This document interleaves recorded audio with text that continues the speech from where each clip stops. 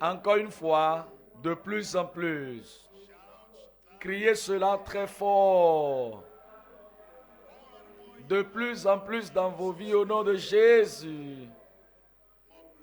Plus de grâce, plus de force, plus de puissance, plus d'onction, plus de progrès, plus de signes de prodiges, plus de miracles, plus de percées. Au nom de Jésus. Maintenant, écoutez ceci, écoutez ceci. Ne me comprenez pas ceci. Dis-le, je ne veux pas me comprendre ça.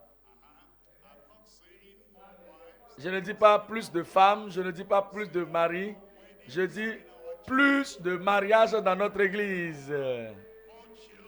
Plus d'enfants dans notre église au nom de Jésus. Si vous avez un, c'est bon pour vous. Vous avez une femme, c'est bon. Vous voulez encore une seconde femme? Vous avez un mari, vous voulez encore un second mari?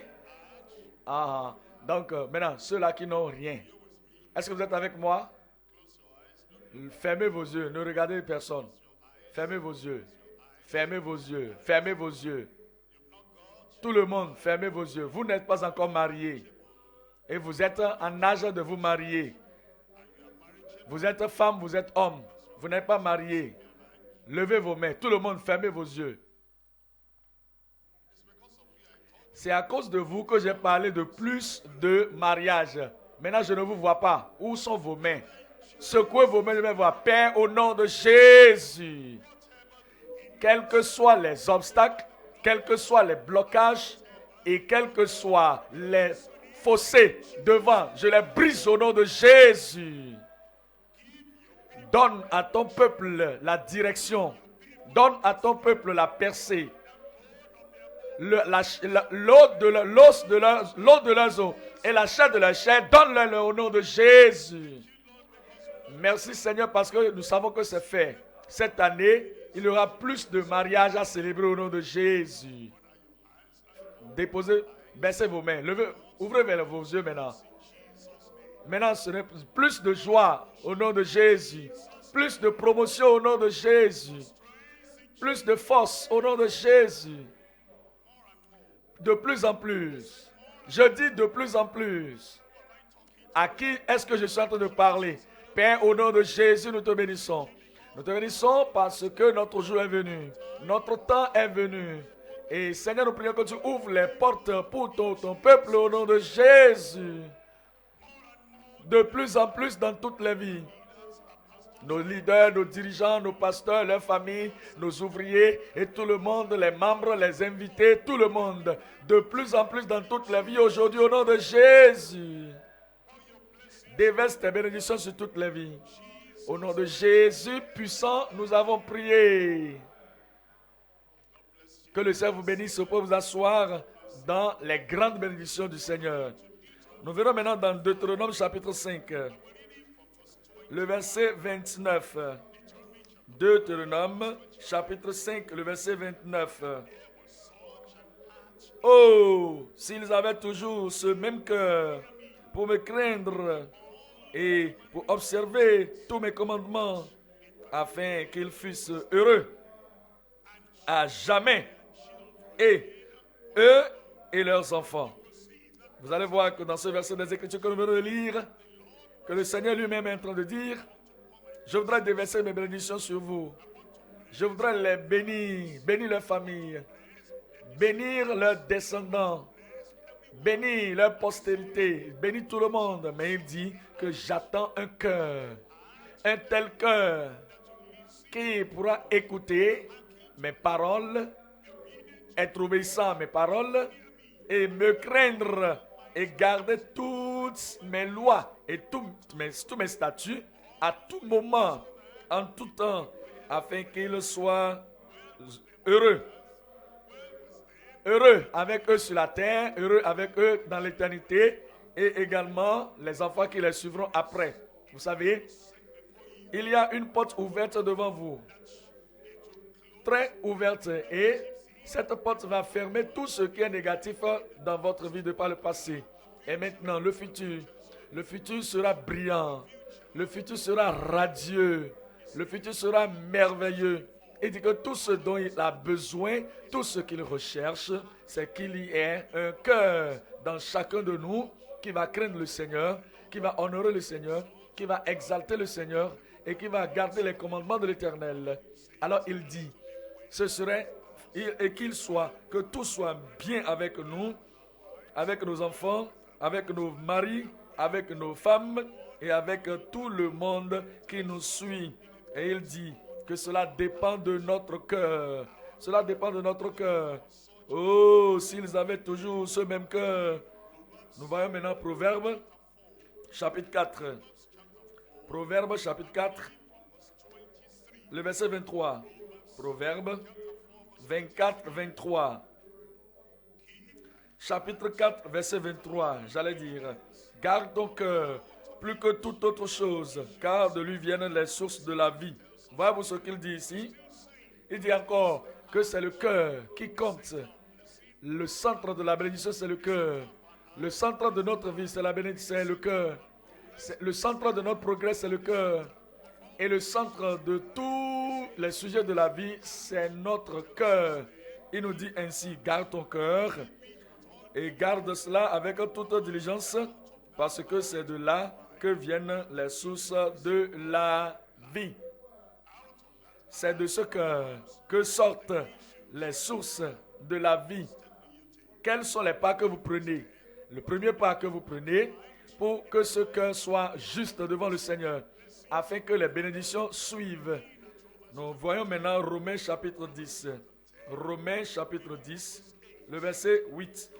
Romains 10. Nous lisons à partir du verset 8.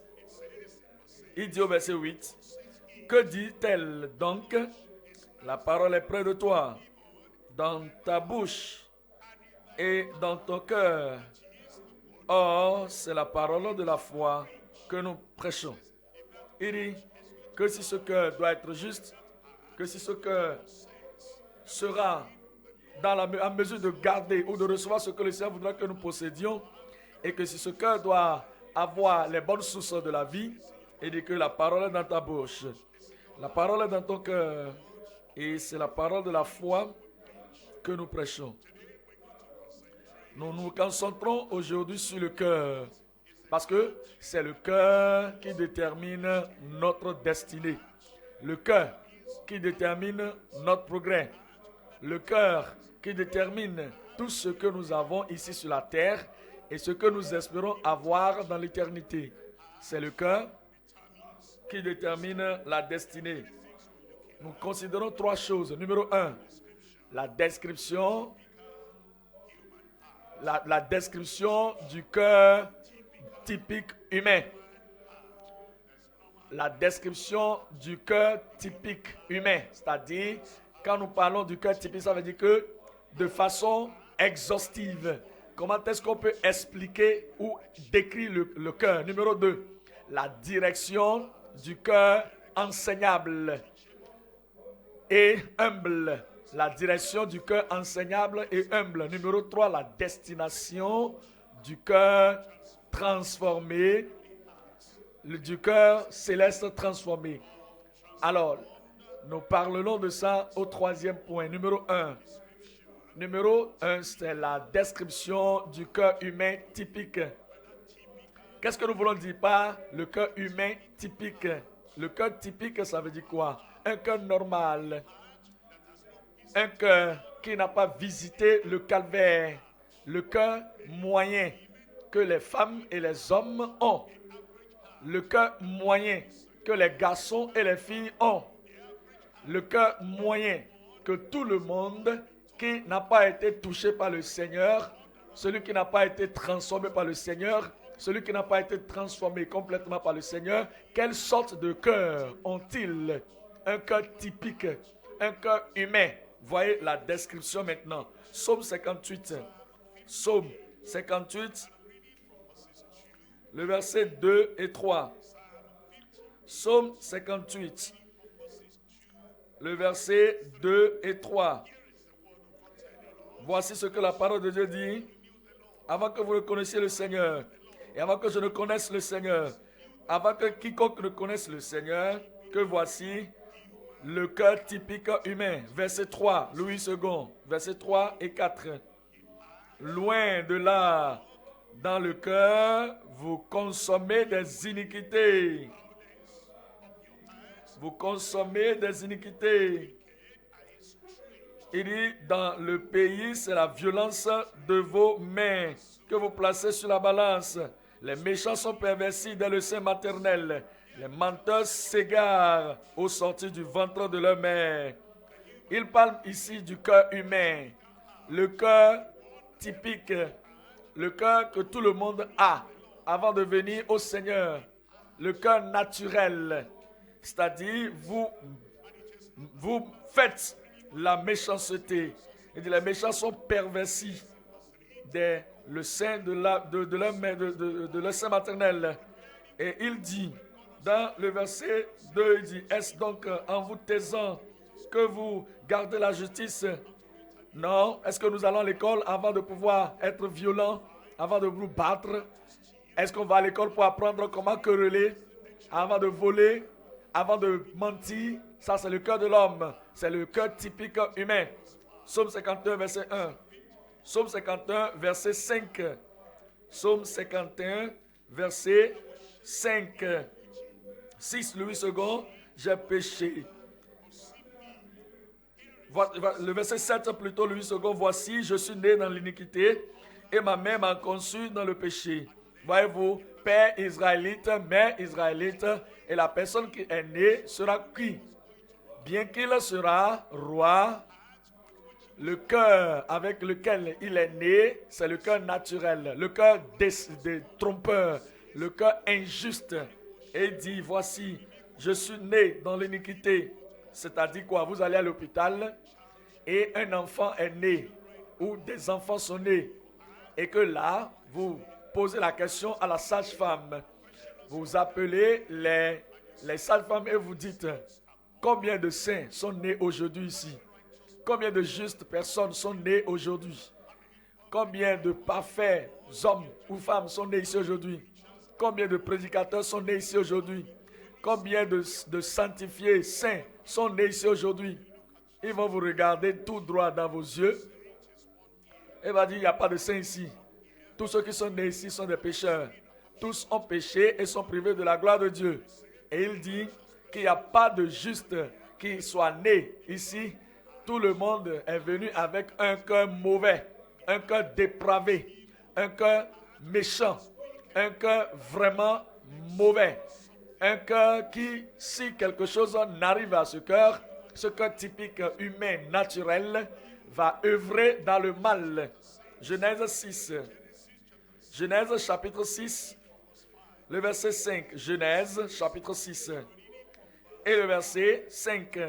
Nous parlons du cœur naturel, du cœur typique, du cœur humain, du cœur moyen, du cœur non converti, du cœur que nous sommes venus avec dans le monde. Verset 5 de Genèse chapitre 6. L'Éternel vit que la méchanceté des hommes était grande sur la terre et que toutes les pensées de leur cœur se portaient chaque jour uniquement vers le mal. Voyez-vous cela? Cela parle de l'homme en général, tout le monde avant la conversion, tout le monde avant le salut, tout le monde avant d'être transformé par le Seigneur. Vous regardez encore le verset, et l'Éternel vit, et l'Éternel vit, que peut-être que vous ne pouvez pas voir, mais Dieu vit cela. Peut-être que les parents ne voient pas, mais Dieu vit. Peut-être que les Égyptiens ne peuvent pas voir, mais Dieu vit. Peut-être que les psychologues ne peuvent pas voir, mais Dieu vit. Peut-être que les philosophes ne peuvent pas voir, Dieu vit.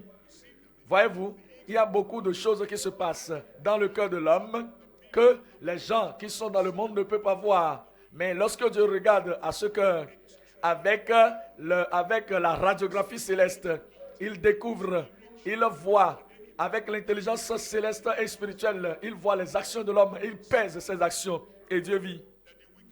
Que la méchanceté de l'homme, des hommes était grande sur la terre et que toutes les pensées de leur cœur penser à cela. Toute imagination, toute pensée de leur cœur. Les pensées viennent de la source du cœur. Et Dieu dit qu'il a regardé à tout homme. Il a regardé à toutes les imaginations, les pensées des hommes, de jour comme de nuit. Les pensées qui viennent de jour dans le cœur de l'homme. Toutes ces pensées étaient de méchantes pensées. Non seulement cela, seulement cela. Non seulement cela, uniquement le mal. Et c'était uniquement, continuellement. Cela, c'est ça que nous parlons le cœur. Ce n'est pas seulement les actions des mains ou les actions des pieds. Ce n'est pas la pensée ou la connaissance dans le cerveau. Ce ne sont pas les paroles qui sortent de la bouche. Ce n'est pas seulement ce que nous voyons, le fait d'être saoulé ou le fait de fumer. Ce n'est pas seulement le mal. Ce n'est pas seulement le corps ou la fornication que les gens commettent. C'est seulement à partir du cœur que cela commence. C'est l'imagination, c'est la pensée. Cela commence à l'intérieur et c'est toujours mauvais. Et c'est toujours mauvais uniquement vers le mal. Y a-t-il des différences qui soient faites pendant plusieurs années? Parce que on va dire, les éducationnistes vont nous dire, vous savez quoi? C'est l'environnement qui pollue l'homme. Si vous allez dans un bon environnement, vous allez voir que les choses seront différentes.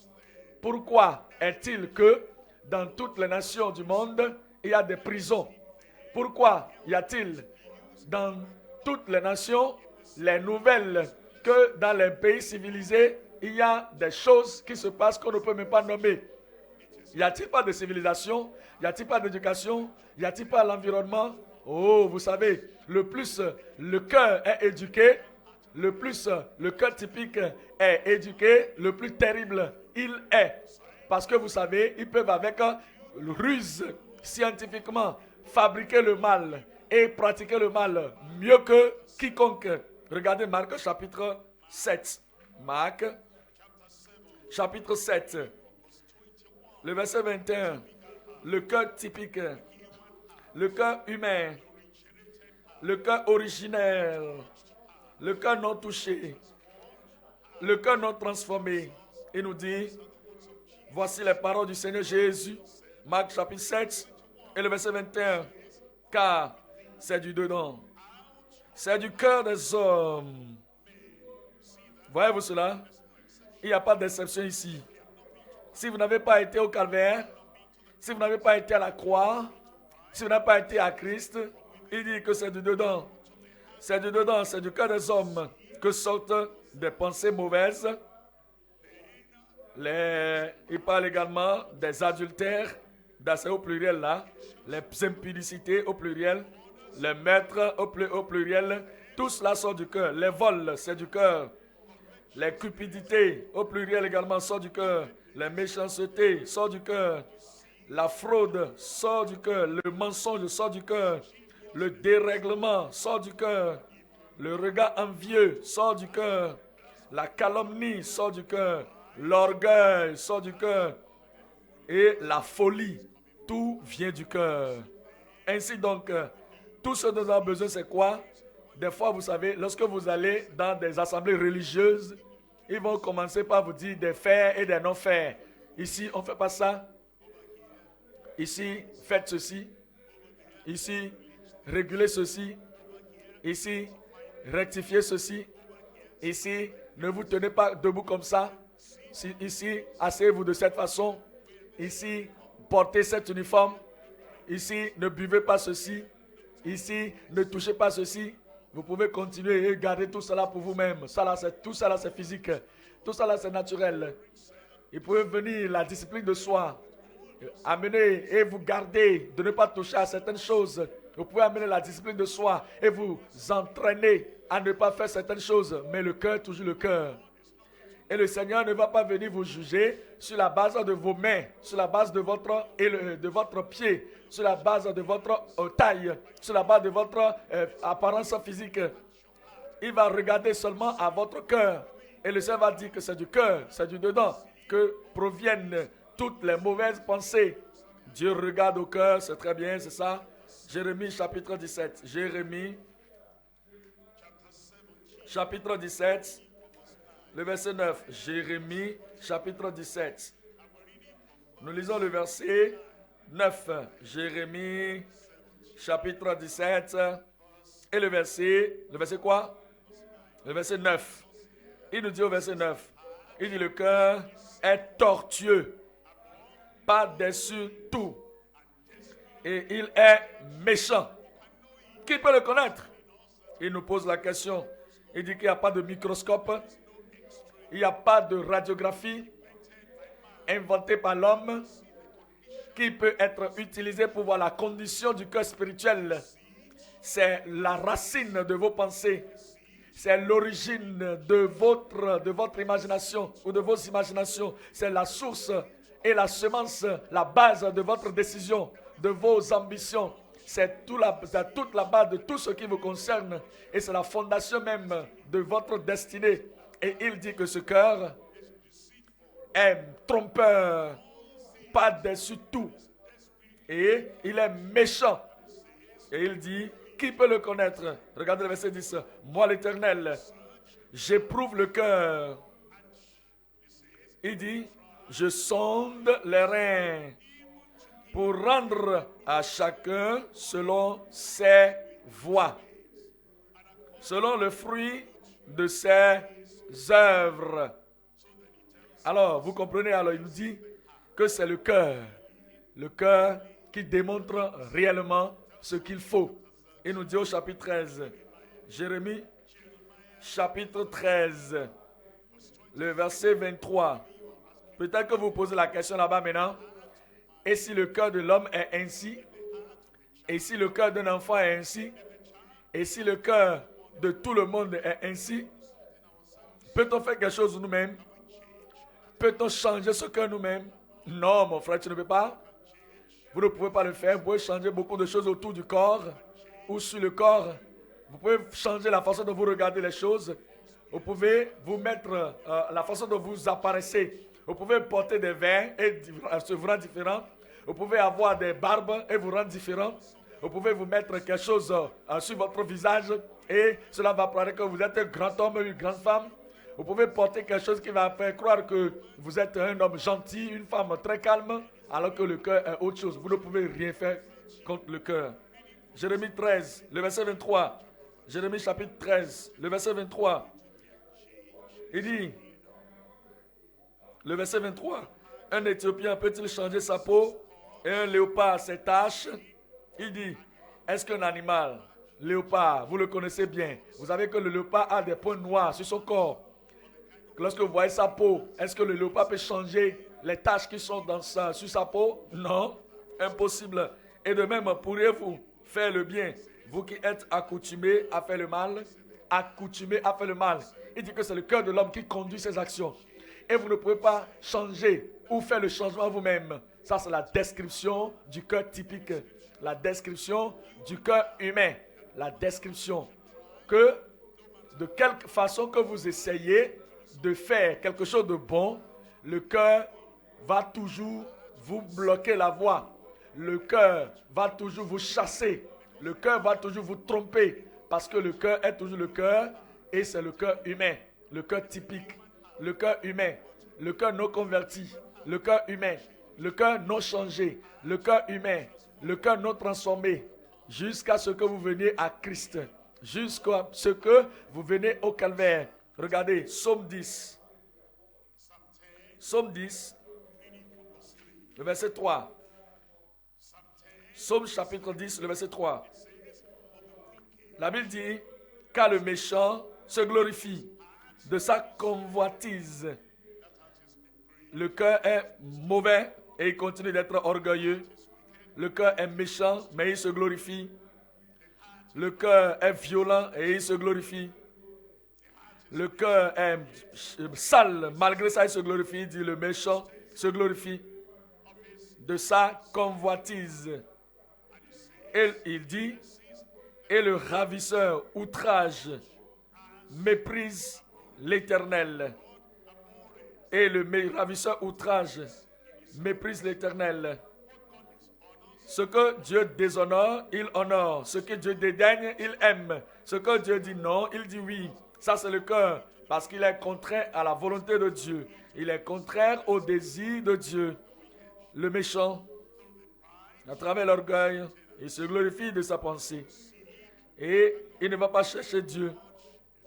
Et le Seigneur n'est pas dans ses voies, dans ses pensées. Il n'y a point de Dieu. Voilà toutes ses pensées. Dieu n'est pas dans ses pensées. Voilà pourquoi cela vous dit que vous ne pouvez pas être pieux, parce que Dieu n'est pas dans le cœur. Si Dieu n'est pas là, il n'y a pas de justice. Dieu n'est pas dans toutes les pensées. Et la pensée ne peut pas être saine par elle-même. Dieu n'est pas dans ses pensées. Regardez le verset 5 à présent. Ces voix réunissent en tout temps tes jugements. Ces voix réussissent en tout temps. Tes jugements sont trop élevés pour l'atteindre. Il souffle contre tous ses adversaires. Il dit en son cœur. Voilà pourquoi il fait le mal. Il dit en son cœur, je ne chancelle pas. Je suis pour toujours à l'abri du malheur. Oh, sa bouche est pleine de malédictions, de tromperies, de la fraude. Il y a sous sa langue de la malice et de l'iniquité. Regardez le verset 11. Il fait quoi? Il dit en son cœur, Dieu oublie. Pour lui, Dieu n'est pas à l'œuvre. Dieu ne voit rien. Pour lui, Dieu ne regarde à rien. Parce qu'il a ce cœur naturel qui croit que tout ce qu'il fait, Dieu ne peut jamais savoir. Il dit dans son cœur, Dieu oublie. Il cache sa face. Il ne regarde jamais. C'est ce qu'il dit de Dieu. Tout ce qu'il fait, Dieu ne va pas voir. Partout où il va, Dieu ne va pas voir. Partout, tout ce qu'il écrit, Dieu ne peut pas le voir. Tout ce qu'il envoie comme SMS, Dieu ne peut pas le voir. Quel que soit l'email qu'il envoie, Dieu ne lit pas les emails. Dieu n'est pas intéressé dans les emails. Je peux faire tout ce que je veux. Je peux envoyer des choses comme je veux, les emails comme je veux. Dieu ne lit rien. Ça, c'est le cœur naturel. Il dit que Dieu a créé le monde et après qu'il a créé le monde, il est allé en vacances éternelles. Il n'est plus sur la terre, il ne regarde rien. Nous pouvons faire tout ce que nous voulons, nous pouvons aller partout où nous voulons et nous pouvons faire tout ce qui nous passe dans la tête. Lorsque le mari ne voit pas, la femme ne voit pas, ça c'est fini. Dieu ne peut pas voir, il ne voit rien. Ça c'est le cœur de l'incroyant, le cœur du mécréant. Le cœur du rétrograde, le cœur du non régénéré. Psaume 12, verset 2. Psaume 12, verset 3, 8 secondes. On se dit des faussetés les uns aux autres. Ils trompent même leurs amis. Ils trompent leurs voisins. Ils trompent leurs femmes. Ils trompent leur mari. Ils se cachent et ils cachent tout. Lorsqu'ils prennent la décision, Dieu ne voit pas. Dès qu'ils prennent la décision que c'est moi seul qui peux savoir ça, tout ce que je fais, c'est moi seul qui sais. Le secret, c'est à moi. Alors, ils cachent cela à tout le monde. Et ils se glorifient à propos de la justice. Ils se glorifient à propos de la piété. Ils se glorifient à propos de la religion. Parce qu'ils parlent la vanité, de la fausseté, chacun les uns aux autres. On a sur les lèvres des choses flatteuses. On parle avec un cœur double. On parle avec un cœur double. Et la Bible dit que l'Éternel extermine toutes les lèvres flatteuses. La langue qui discourt avec arrogance. Ceux qui disent, nous sommes puissants par notre langue. Nous sommes les maîtres de notre destinée. Nous sommes les capitaines de notre âme. Et nous sommes là pour vaincre avec nos langues. Et nous avons nos lèvres avec un nous qui serait notre maître. Il n'y a pas de respect pour Dieu, pas de rappel pour Dieu, pas de souvenir de Dieu. Il dit que nos lèvres sont avec nous. Et qui serait notre maître? Ça, c'est la condition du cœur qui fait qu'il parle de cette façon, qu'il parle de cette sorte. Et qu'il agisse de cette sorte. Le cœur typique, le cœur humain.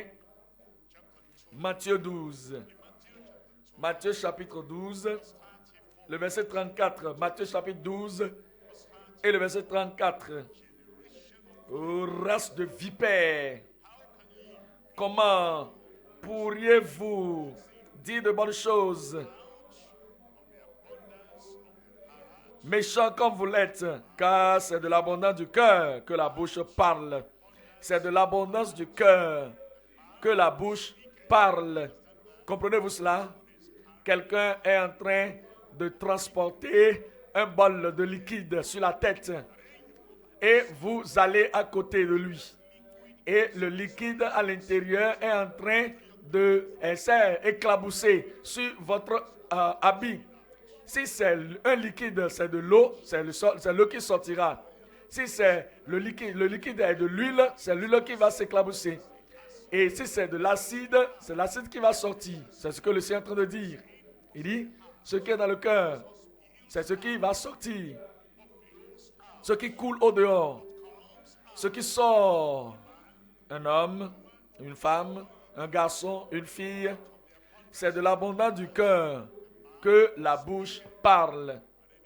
Alors il nous dit encore dans le chapitre 15, à présent le verset 8. Chapitre 15 de Matthieu, le verset 8. Ces gens, ce peuple m'honore des lèvres, mais ce peuple m'honore des lèvres. Ça, c'est la religion. Et c'est presque tout le monde qui le fait. Ces gens, ce peuple m'honore des lèvres. Ils s'approchent de moi avec leurs lèvres. Ils disent des choses dans leur bouche. Ils adorent Dieu. Et nous sommes des saints. Et nous faisons... Alors que le cœur est typique. Le cœur est mauvais. Le cœur est noir. Le cœur est souillé. Et malgré ça, ils s'approchent de Dieu avec leur bouche. Et il dit m'honore des lèvres. Regardez maintenant la dernière partie du verset. Mais le cœur est comment? Éloigné de moi. Mais son cœur est éloigné de moi. Quelle est la distance de ce cœur de Dieu? Ésaïe 14. Ésaïe, chapitre 14. Le verset 13. Ésaïe, chapitre 14. Et le verset 13. Voyez si vous allez reconnaître ce sorte de cœur. Ésaïe 14, 13. Tu disais, en ton cœur. Ça, c'est le problème, ça. Tu disais, en ton cœur, je monterai au ciel. J'élèverai mon trône au-dessus des étoiles de Dieu. Je m'assirai sur la montagne de l'assemblée, à l'extrémité du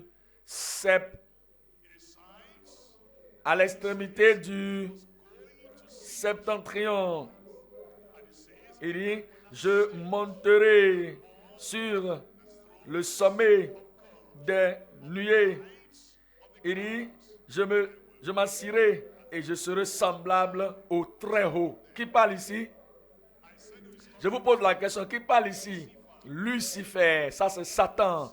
Et voyez-vous, et tous ceux qui ne sont pas nés de nouveau, ils ont ce même cœur. Je monterai, j'irai au-dessus des commandements de Dieu. Je me lèverai au-dessus des commandements de Dieu. Je suis intouchable, personne ne me corrige. Je suis incontrôlable. Je suis le plus puissant parce que je vais exalter mon trône et je serai le tout puissant. Je serai le tout en tout. Je serai la personne sur laquelle les yeux seront braqués. Tous les anges vont m'adorer et même Dieu va avoir peur de moi parce qu'ils sont des enfants du diable et ils parlent comme le diable. Ils ont le cœur du diable. Est-ce que Jésus a dit? Regardez maintenant dans Jean 8, Jean chapitre 8. À partir du verset 44, Jean, chapitre 8, et le verset 44, la Bible dit, vous avez pour père le diable. Est-ce que le diable a des enfants? Je pose la question, le diable a-t-il des enfants? Répondez-moi non. Le diable a-t-il des enfants? Oui, bien sûr. Jésus a dit, vous avez pour père le diable. Comment savons-nous les enfants du diable? Ceux qui ont le cœur du diable, je vais laisser Dieu de côté. Ne penser même pas à Dieu. Ils n'ont pas Dieu dans leurs pensées. Les commandements de Dieu ne sont pas pour eux. Je me lèverai au-dessus de tous les commandements de Dieu. ils n'ont pas la pensée de Dieu. Ça, c'est un cas typique. Et ceux qui vivent de cette façon, ceux qui marchent de cette façon, ceux qui parlent de cette façon, ceux qui se comportent de cette façon, et ceux qui font des choses de cette manière, selon l'imagination de leur pensée, leur cœur, le cœur mauvais, le cœur méchant, ils sont toujours en train de vouloir aller toujours dans le mal. Ils sont des enfants du diable. Ils sont les gens dont le Seigneur parle ici. Vous avez pour père le diable et vous voulez accomplir les désirs de votre père. Il a été meurtrier dès le commencement et il ne se tient pas dans la vérité parce qu'il n'y a pas de vérité en lui. Lorsqu'il profère le mensonge, il parle de son propre fond. Pourquoi? Car il est menteur et le père du mensonge. Comment est-ce que le changement peut venir? Comment est-ce que la transformation peut-elle venir? Regardez le verset 36. Verset 36. Si donc le Fils vous affranchit, vous serez réellement libre. Je serai libre. Je dis, moi, je serai libre. Vous serez libre aussi au nom de Jésus. Si nous devons être libres, que devons-nous faire? Comment est-ce que Dieu va le faire? Vous avez entendu que vous devez naître de nouveau. Ça veut dire quoi? Vous devez naître de nouveau, ça veut dire quoi? Si vous êtes né de nouveau, vos mains seront différentes? Non.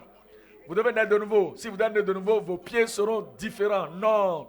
Vous devez naître de nouveau. Si vous êtes né de nouveau, le vocabulaire de votre bouche va changer automatiquement? Non, pas du tout. Ce que Dieu fait, c'est quoi?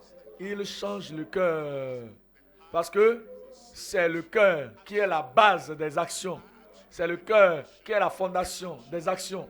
C'est le cœur qui est la direction des actions, des comportements. C'est ce qui est dans votre cœur qui va affecter votre langue. Ce qui est dans votre cœur va sortir et influencer ce que vous voyez. Ce qui est dans votre cœur va influencer ce à quoi vous écoutez. Ce qui est dans votre cœur va influencer les actions de vos mains. Ce qui est dans votre cœur va influencer les lieux où vos pieds visitent. C'est le Dieu Tout-Puissant. Il change le cœur. Il transforme le cœur. Nous venons maintenant au point numéro 2, la direction.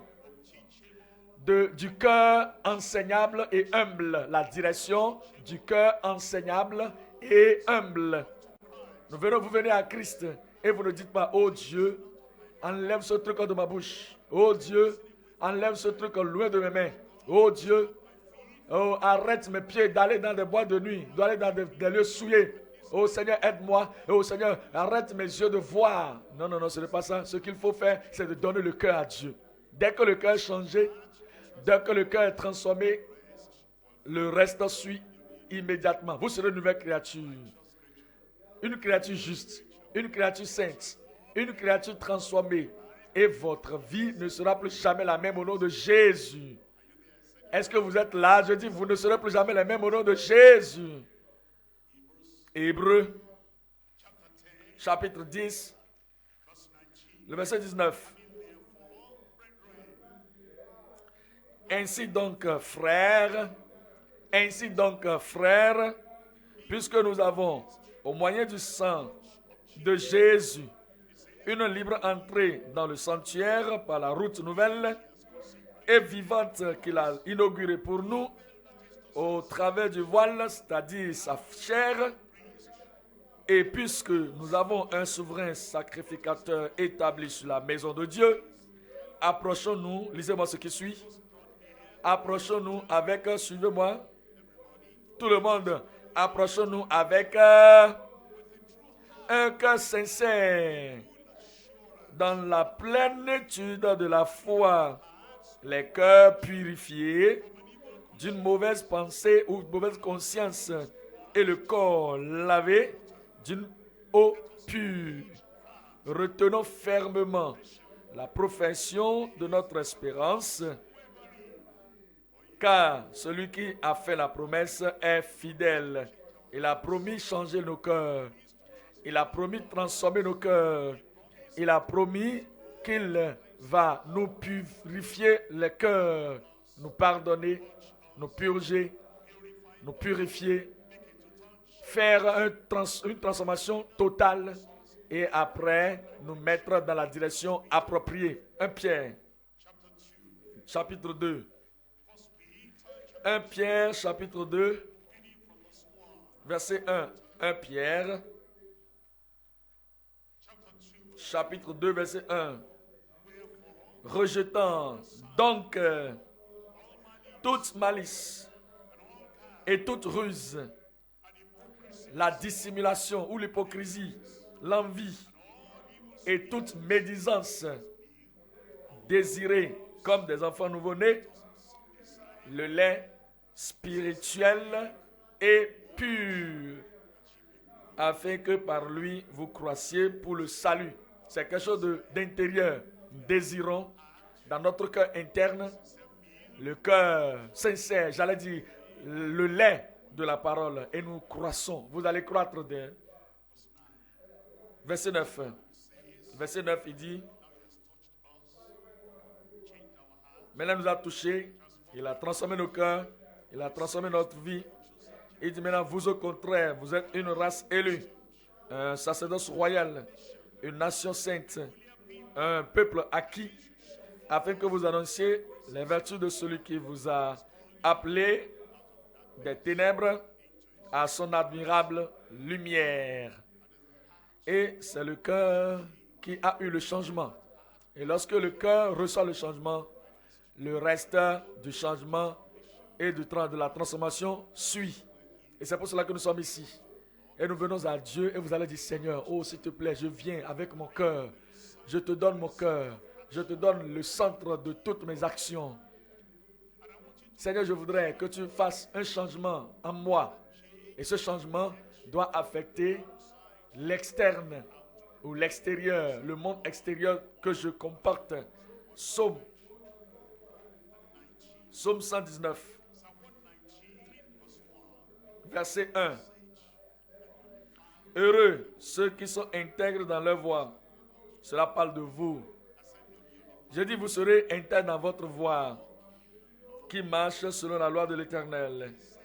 Heureux ceux qui gardent ses préceptes, qui le cherchent de tout leur, de tout leur cœur. Lorsque votre cœur est touché, lorsque votre cœur est transformé, lorsque votre cœur a la lumière de l'Évangile qui brille en lui, alors il dit maintenant que dans tout le cœur, vous allez suivre le Seigneur.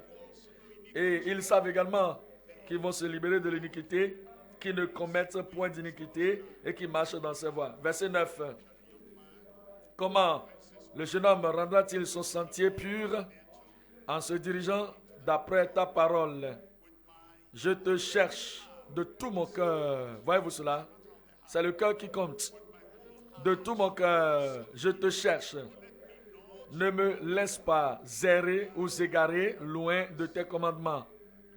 Je serre ta parole où? Dans mon cœur, afin de ne pas pécher contre toi. Ta parole, je la serre dans mon cœur, afin de ne pas pécher contre toi. C'est le cœur. Et Dieu vous donnera un nouveau cœur. Un cœur gracieux. Un cœur enseignable. Un cœur humble. Un cœur tendre. Et lorsque ce cœur est changé, toutes les autres choses vont suivre immédiatement. Les choses justes suivront dans votre vie. Nous venons maintenant dans Daniel chapitre 1. Daniel chapitre 1. La condition du cœur. Daniel chapitre 1. La conversion du cœur. Daniel chapitre 1. La consécration du cœur. Que le cœur qui nous permet de vivre juste, qui nous permet de vivre saint, qui nous permet de vivre parfait, qui nous fait vivre ou suivre la volonté, les commandements de Dieu. Daniel 1, 8. Daniel 1, 8. Daniel résolu. Dans sa tête. Répondez-moi. Daniel résolu. Est-ce que c'est dans la tête qu'on résout? Non. On résout dans le cœur. De ne pas se souiller par les mets du roi et par le vin dont le roi buvait. Et il pria le chef des eunuques de ne pas l'obliger à se souiller. Levez la tête, regardez-moi, vous savez quoi? Beaucoup de fois, nous faisons des résolutions dans nos têtes. Et notre cœur n'est pas en accord. Notre cœur ne supporte pas la force. Notre cœur n'est pas d'accord avec cette décision. Oh, je décide, je suis résolu, et c'est dans la tête. Je vais aller de ce côté. Et votre cœur dit, non, mais je ne me prends pas, je ne suis pas d'accord avec ça. Et je ne vois pas ça. Et il n'y a pas de purge ici. Il n'y a pas d'objectif ici. Il n'y a pas de direction ici. Il n'y a rien du tout qui amène d'agrément entre ce que ta tête dit et ce que le cœur dit. C'est pourquoi les gens viennent à la retraite. Les gens peuvent aller à des conférences. Ils peuvent aller à l'église. Écouter. Et après cela, ils vont prendre des décisions. La décision dans le cœur, dans la tête plutôt. Je ne frapperai plus ma femme. Est-ce que votre cœur est d'accord avec cette décision? Je ne boirai plus d'alcool, de la bière. Est-ce que votre cœur est d'accord avec ça? Je ne vais plus pratiquer la fraude. Est-ce que votre cœur est d'accord avec ça? Je ne vais plus voler. Je ne vais plus tricher à l'examen. Est-ce que votre cœur est d'accord avec ça? Boire la bière, boire l'alcool, la boisson forte. Est-ce que votre cœur est d'accord? Je ne vais plus adorer les idoles. Est-ce que votre cœur est d'accord avec ça? Beaucoup de gens font des résolutions dans leur tête. Ils font des résolutions dans leur tête. Ils font des résolutions dans leur propre pensée et dans leur propre force. Quel que soit ce que vous mettez dans votre tête, ça peut partir. Ça ne peut pas venir à vous aider. Seule la grâce qui vient du cœur, la force qui vient du cœur, la force et la puissance qui vient du cœur vous rend victorieux. Voilà pourquoi la Bible dit, Daniel résolu. L'anglais met dans son cœur sur cela. Donc, nous voyons que la résolution est faite dans le cœur. Et vous présentez votre cœur à Dieu dans la prière. Et vous allez dire, ce cœur, transforme ce cœur. Oh mon cœur, Seigneur, transforme mon cœur. Ce cœur, lave le cœur plus blanc que neige. Oh, ce cœur, purge et purifie mon cœur.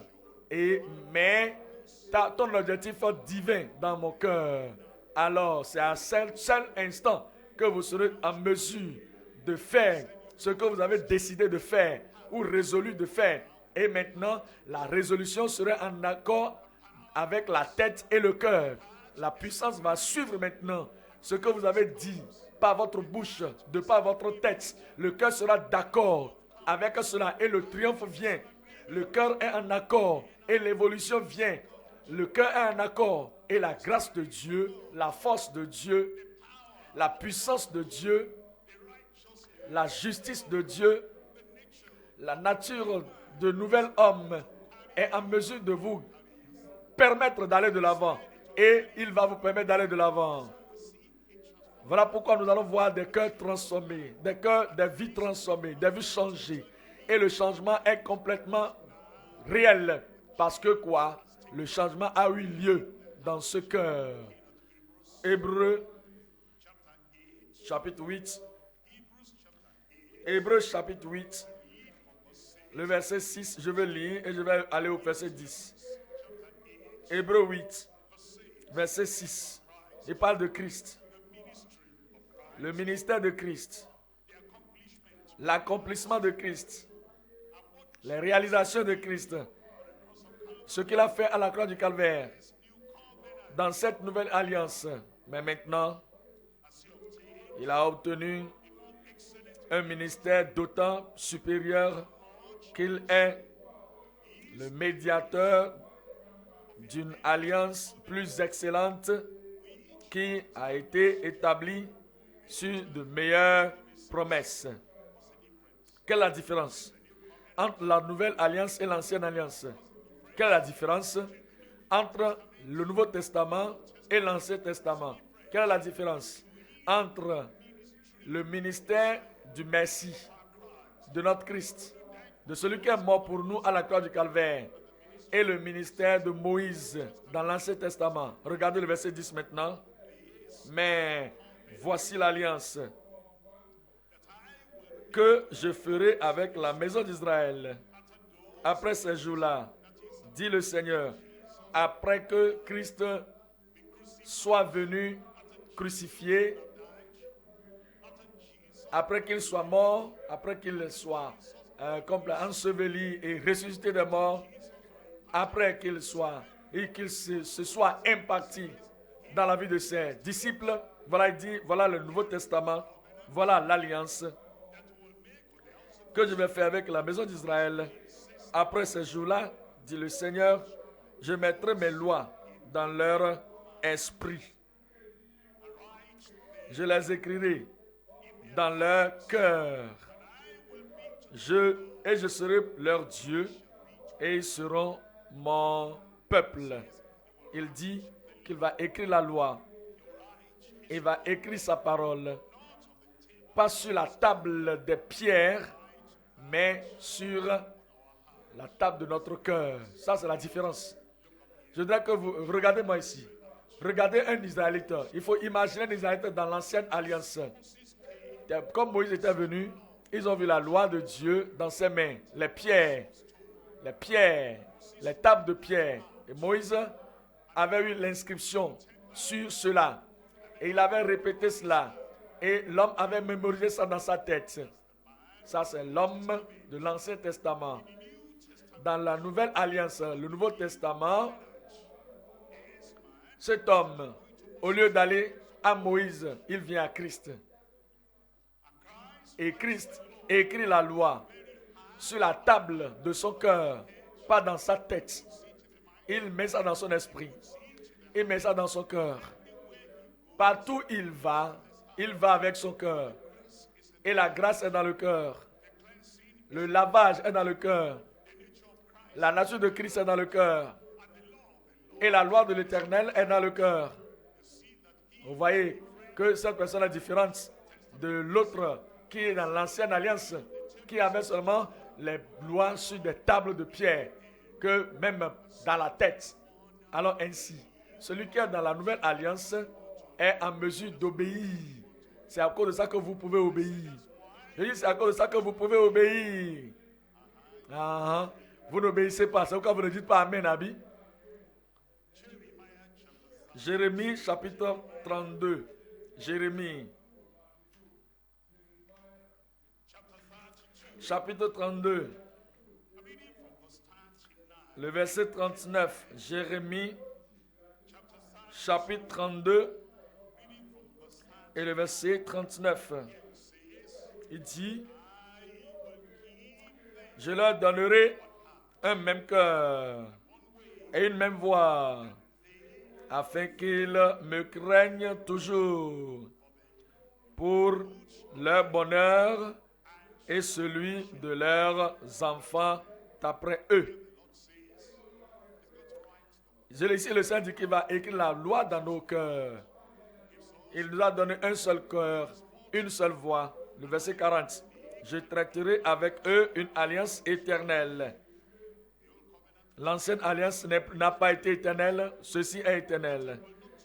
Je ne me détournerai plus d'eux. Je leur ferai du bien. Et je mettrai ma crainte dans leur cœur.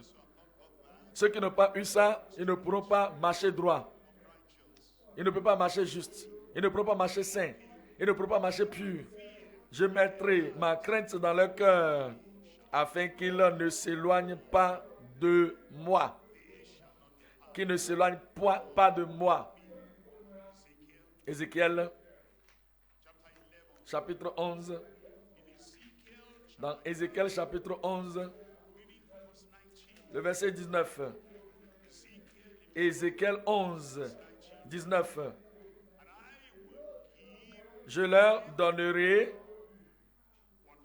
un même cœur, et je mettrai en vous un esprit nouveau. J'ôterai de leur cœur, de leur corps, le cœur de pierre. Donnez-moi un bon amen là. Et je leur donnerai un cœur de chair, un cœur tendre, un cœur enseignable, un cœur tendre, un cœur vraiment mou, un cœur humble, un cœur qu'on peut amener dans la direction appropriée. Il dit que c'est à cause de cette raison, il pourrait marcher dans mes statuts et garder mes ordonnances, afin que sur mes ordonnances, qu'ils observent et pratiquent mes lois, et ils seront mon peuple, et je serai leur Dieu. Verset 21. Mais pour ceux dont le cœur se plaît, mais pour ceux dont le cœur se plaît à leurs idoles et à leurs abominations, je ferai retomber leurs œuvres sur leur tête, dit le Seigneur l'Éternel. Il veut un changement dans nos cœurs, une transformation dans nos cœurs. Et ce n'est pas quelque chose que nous pouvons faire nous-mêmes. C'est ce qu'il fait pour nous. La description numéro 1 du cœur typique humain, ce qui nous amène au calvaire, de venir à la croix, de venir à Christ, avoir une nouvelle direction. Et nous venons à cette direction pour avoir un cœur enseignable et humble. Maintenant, nous venons maintenant au point numéro 3. En marchant dans cette direction, dictée par le cœur, le nouveau cœur qui nous a donné, la nouvelle vie qui nous a donné, la nouvelle direction qui nous a donné, le nouveau comportement qui nous a donné, la nouvelle disposition qui nous a donné, comme nous marchons dans ce chemin, dans ce sentier de l'obéissance au Seigneur, de ce sentier de l'abandon au Seigneur, parce que maintenant nos cœurs sont tendres, nos cœurs sont enseignables, nos cœurs sont soumis à lui. Si nous continuons par marcher ainsi, où est-ce que nous allons nous retrouver? Quelle est la destination à partir de ce cœur? Psaume 24. Psaume chapitre 20, Psaume 24. Psaume 24, verset 3. Psaume 24, verset 3 et 4. Pour aller au ciel, cette destination, c'est sur la base des directions que vos cœurs vous donnent. Ce n'est pas seulement les paroles de vos bouches. Ce n'est pas seulement les actions de vos mains. Ce n'est pas seulement cela. C'est la pureté de cœur. C'est la purge de votre cœur. C'est la clarté qui se trouve dans le cœur. C'est le lavage de ce cœur. 24, versets 3 et 4.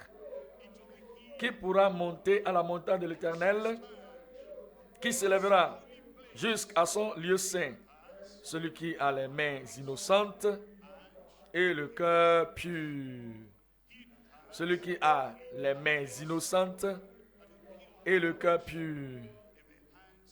Si les mains ne sont pas souillées avec le sang de l'avortement, si les mains ne sont pas souillées avec la fraude du vol, la corruption, les pots de vin, si les mains ne sont pas souillées avec le mal, vous êtes sauvés.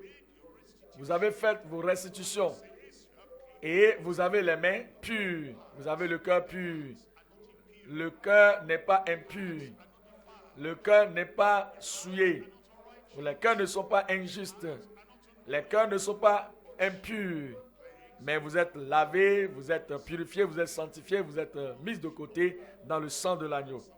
Psaume 15, verset 1. Psaume 15. Lisons à partir du verset 1. Psaume 15, verset 1.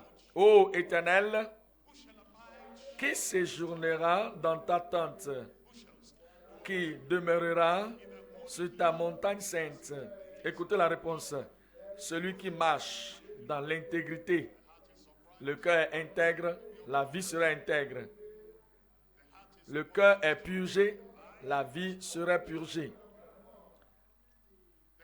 Le cœur est lavé, votre vie sera pure, propre. Et il dit, celui qui marche dans l'intégrité, qui pratique la justice et qui dit la vérité, Selon comment? Selon quoi? Selon son cœur. Ce n'est pas des gens qui cachent la vérité dans leur cœur et qui parlent autre chose différente de la vérité. Regardez-moi. Je vous pose une question maintenant. Pourquoi voudrez-vous dire à quelqu'un que vous pensez ou vous dites, vous professez aimer, votre femme, votre mari, votre ami, votre voisin, votre frère, votre soeur, votre pasteur, votre membre dans l'église? Comment vous pouvez préférer dire quelque chose à cette personne différente de ce que vous avez dans votre cœur? Pourquoi? Vous savez, la raison c'est ceci. Vous avez un objectif ultérieur pour mentir, tromper. Vous ne voulez pas que la personne vous découvre. Si vous faites le truc, il va vous corriger. Si vous faites quelque chose de mauvais, comme c'est votre femme, il va vous corriger, elle va vous corriger. Non. Si vous allez dans la mauvaise direction, c'est votre mari, non? Il va vous corriger. C'est votre femme, elle va vous corriger. Dites la vérité. Mais s'il était mécontent, ce n'est pas grave. Il peut être mécontent et c'est quelque chose qui peut la rendre mécontent ou le rendre mécontent. S'il est mécontent, il va avoir un visage renfrogné et cela va vous aider à aller dans la bonne direction la prochaine fois. Pourquoi mentir à votre femme? Ne mentez pas à vos maris. Ah, mon mari, tu sais, j'étais vraiment folle. Ça, c'est la personne la plus appropriée et plus proche de toi. Ah, ma femme, tu sais, j'ai mené un pas vraiment mauvais. Comment j'ai pu faire cela? Oh, je m'excuse. Ah, Marie, tu as fait ça? Elle peut te corriger, te reprouver, parce qu'elle sait ce que cela peut te faire. Parce qu'elle veut que tu sois dans la direction la bonne. Ton ami, la personne qui est plus proche de toi, pourquoi veux-tu le tromper, la tromper? Tu veux aller au ciel, ton partenaire de prière, tu ne peux pas lui dire la vérité. Tu veux aller au ciel. Et tu sais, le ciel c'est pour des gens qui peuvent tenir debout sur les pieds. Regardez dans les gens, dans leur visage et leur dire la vérité. Et être en mesure de dire que cette chose qui est là, je m'excuse de le dire, c'est moi qui l'ai fait. Qu'est-ce qui m'est arrivé à faire cela? Je ne sais plus. Je m'excuse. Dites la vérité.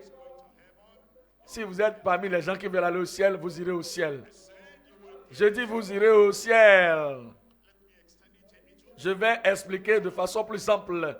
Vous faites quelque chose de mauvais. Et malheureusement, vous êtes allé devant la cour. Et voilà le magistrat. Voilà les avocats qui sont là, les défenseurs.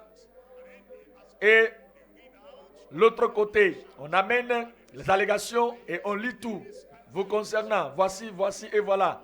Vous êtes là et on vous demande. Il faut penser, si tu dis la vérité, même si le juge te dit d'aller en prison, combien de mois, combien d'années, après quelques années, tout est passé. Mais si vous couvrez la vérité, si vous cachez la vérité, et que vous êtes en mesure de vous en sortir, et qu'on dit que vous êtes libéré, il y a une autre prison qui t'attend de l'autre côté là-bas. Tu sais, ça là, personne ne peut sortir de cette prison. C'est pour toujours. Et si jamais vous avez espéré vous retrouvez à la droite de Dieu, le ciel, vous devez revenir. La vérité que vous n'avez pas dit le mois passé, la vérité que vous n'avez pas dit la dernière fois, si vous voulez aller au ciel, vous devez venir. Pourquoi? Vous devez faire quelque chose de double. Faites-le une fois de bon. Si vous mentez maintenant, c'est écrit dans votre tête, dans votre conscience. Vous savez que vous avez menti. Vous le savez bien. Le cœur qui est changé, le cœur qui est transformé, vous dites la vérité une fois pour de bon. Si vous avez peur de dire la vérité maintenant, c'est déjà enregistré dans votre inconscience. Lorsque vous allez vouloir aller au ciel, cela va vous rattraper. Et vous allez retourner en arrière. Et vous ne pouvez pas dire, ah, je vais corriger quelque chose. Le mensonge que j'avais dit, cette chose que j'avais faite, tu m'avais posé la question. Tu n'as même pas posé la question. J'étais venu te dire un mensonge. Ce que je t'ai dit, Ce n'est pas la chose correcte. Oh, j'ai mal fait. Comment est-ce qu'on peut faire? Comment est-ce que l'homme peut faire, la femme peut faire? Cela peut t'arracher les bénéfices humains et naturels. Mais cela n'a rien à voir. Mais cela va t'arracher le ciel, c'est très grave. Je prie que vous soyez sages. Vous serez sages. Je dis vous serez sages au nom de Jésus. Ce ciel, vous n'allez pas rater le ciel. L'enfer, vous n'irez pas là-bas au nom de Jésus. Dites la vérité et le diable aura honte. Dites la vérité. Et tous ces gens qui pensent que vous n'allez jamais dire la vérité, vous n'allez jamais sortir droit, ils auront honte au nom de Jésus. Je veux entendre un bon amen.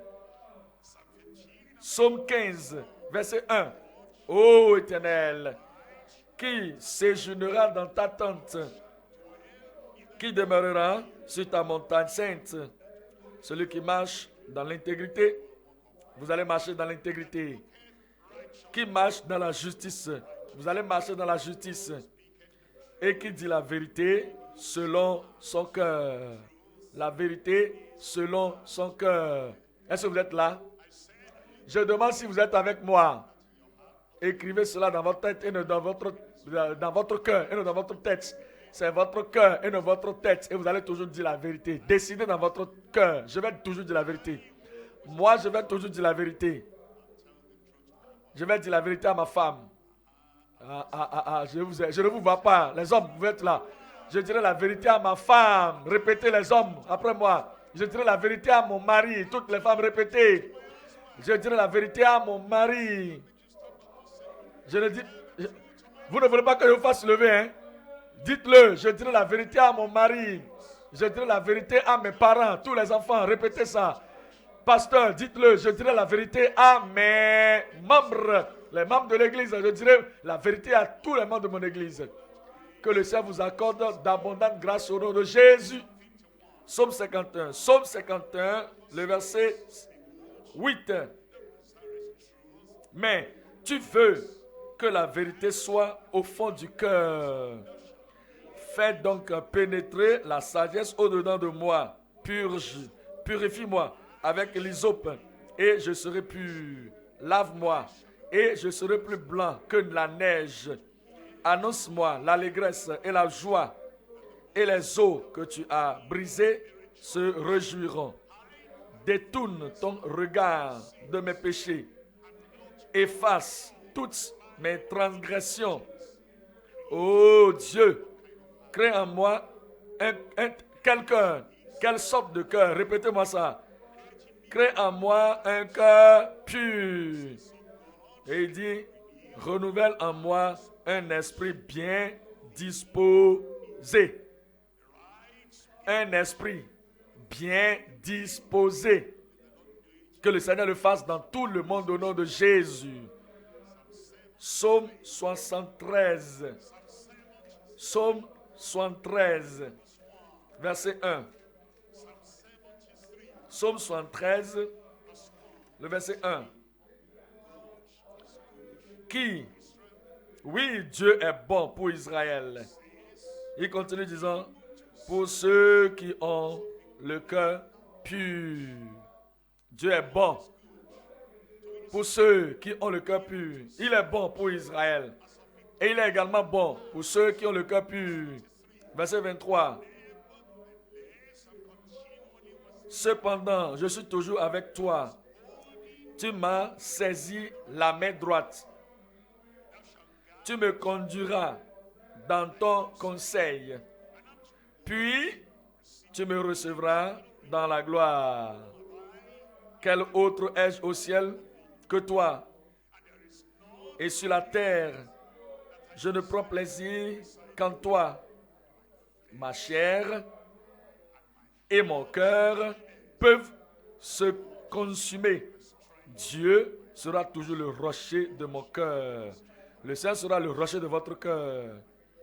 Et mon partage. Dieu sera votre partage pour toujours. Matthieu 5, verset 8. Matthieu chapitre 5 et le verset 8. Heureux ceux qui ont le cœur pur, car ils verront Dieu. Heureux ceux qui ont le cœur pur, car ils verront Dieu. Il veut que nos cœurs soient purs, afin que nous puissions le voir au dernier jour. Et il peut le faire pour vous, il peut le faire pour moi, il peut le faire pour tout le monde, ici, maintenant, même. Et vous avez compris que c'est la condition du cœur qui va déterminer et dicter la direction de la vie et la destinée de la vie à la fin des temps. Voilà pourquoi nous devons amener ce cœur devant Dieu maintenant pour dire Seigneur, purge le cœur, purifie le cœur et lui permettre de laver le cœur et de laver ce cœur pour que le cœur soit pur et qu'il agisse dans ce cœur, que le cœur puisse vivre selon la loi de l'Éternel, selon la parole inchangeable de Dieu. Dans 1 Jean 3, il nous dit, 1 Jean 3, verset 1, 1 Jean, chapitre 3, le verset 1. Il dit, voyez quel amour le Père nous a témoigné. Il a envoyé son Fils unique pour nous pardonner, pour nous purifier, pour nous transformer, pour nous changer le cœur, pour nous accorder la grâce, pour nous accorder la justice, nous accorder la piété, le pouvoir, pour que nous puissions obéir dans nos cœurs. Voyez quel amour le Père nous a témoigné pour que nous soyons appelés enfants de Dieu. Et nous le sommes. Si le monde ne nous connaît pas, c'est parce qu'il ne l'a pas connu. Bien-aimés, nous sommes maintenant enfants de Dieu. Et ce que nous serons n'a pas encore été manifesté. Mais nous savons que lorsque cela sera manifesté, nous serons semblables à lui. Vous serez semblables à lui. Parce que nous le verrons tel qu'il est. Verset 3. Quiconque a cette espérance en lui se purifie comme lui-même est pur. Se purifie dans le sang de l'agneau. Se purifie. Purifie le cœur, amenant le cœur au calvaire. Se purifie comme lui-même est pur. Il veut le faire pour nous, il va le faire pour vous. Pur dans le cœur, pur dans le matin, pur la nuit, pur lorsque vous êtes au dehors, pur lorsque vous êtes à l'intérieur, pur lorsque votre femme est là, pur lorsque votre mari n'est pas là, pur lorsque vous êtes seul à votre bureau, pur lorsque vous êtes derrière la porte fermée, pur lorsque vous êtes au marché, pur lorsque vous êtes dans le hall, pur lorsque vous êtes à l'école, au collège, pur lorsque vous êtes dans l'église, pur lorsque vous êtes dans toutes les actions, pur dans tous les comportements. Amenez votre cœur au calvaire et le Seigneur va purifier ce cœur. Vous allez dire Seigneur, rends-moi pur. Seigneur, rends-moi saint. Seigneur, rends-moi saint entièrement, dedans et au dehors.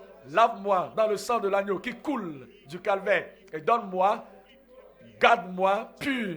Donne-moi la pureté, entièrement pure, complètement pure, toujours pure, continuellement pure, jusqu'à ce que la trompette sonne.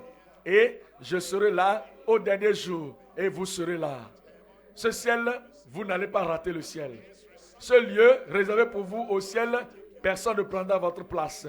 Vous serez là-bas. Je dis, vous serez là-bas. Les candidats du ciel, où êtes-vous? Vous serez là-bas au nom de Jésus. Pourquoi ne pas vous lever maintenant et parler à Dieu? Levez-vous. Et parlez à Dieu avec tout votre cœur, de la profondeur de votre cœur, et dites, Seigneur, me voici. Tu dois faire ceci pour moi. Seigneur, tu dois me transformer aujourd'hui. Lave-moi, purge-moi, purifie-moi. Et Seigneur, fais de moi complètement, de tout cœur, toujours, pour toujours, une personne pure. Ouvrez la bouche et parlez à Dieu, et il le fera.